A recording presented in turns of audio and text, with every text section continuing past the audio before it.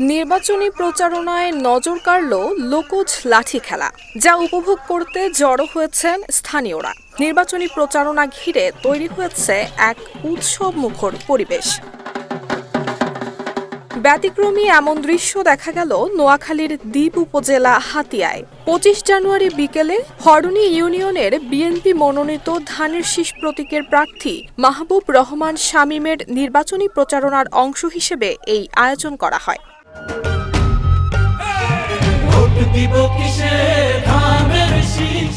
আমাদের হাতিয়ায় বিভিন্ন ইউনিয়নে গিয়েছি, ওয়ার্ডে গিয়েছি, আমি সেখানে দেখেছি জনগণের স্বতঃস্ফূর্ত অংশগ্রহণ। আমি গণজোয়ার দেখতে পাচ্ছি। আমি মনে করি আগামী ১২ তারিখ জাতীয় সংসদ নির্বাচন, সেই নির্বাচনে ইনশাআল্লাহ ধানের শীষ বিপুল ভোটে জয়যুক্ত লাভ করবে।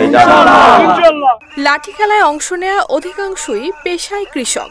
স্থানীয় বিভিন্ন অনুষ্ঠানে তাদের দেখা হয় লাঠি খেলা দেখানোর জন্য। প্রচারণায় এই খেলা প্রদর্শন করে হয়েছে কিছু বাড়তি উপার্জনের ব্যবস্থা। যে কোনো পার্টি আমরা বলা আমরা যাই, এখন দল বিদল আমাদের কাছে কিছু না, আমরা খেলোয়াড়, ঠিক আছে। আর আমরা আসলে মূলগত পেশা হচ্ছে যে আমরা কৃষি কাজ করি।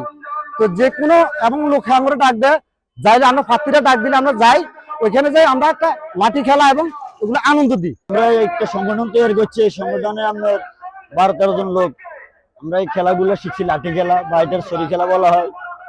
ওই খেলা শিখার কারণে আমাকে বিভিন্ন বা পার্টি বিভিন্ন অনুষ্ঠান বা বিভিন্ন রাজনীতির লাইনে মিটিং হইলে ওইখানে আমাদেরকে দাওয়াত গ্রহণ করে, আমরা আসি। ওইখানে ওই শরী খেলাটা দিই, মানে দুজন করেই আমরা ৪ জন, একজন পার্টি গ্রুপ, ২ জনের গ্রুপ, আমরা ওই খেলাগুলো দেখাই, মানুষকে আনন্দ দিই। জানা গেছে নোয়াখালী ৬ আসনে মোট ভোটার সংখ্যা ৩,৩৯,১৮৬ জন। এবারের নির্বাচনে এই আসনে প্রতিদ্বন্দ্বিতা করছেন মোট ১০ জন প্রার্থী। নুসরাত জাহান মেহে, ঢাকা পোস্ট।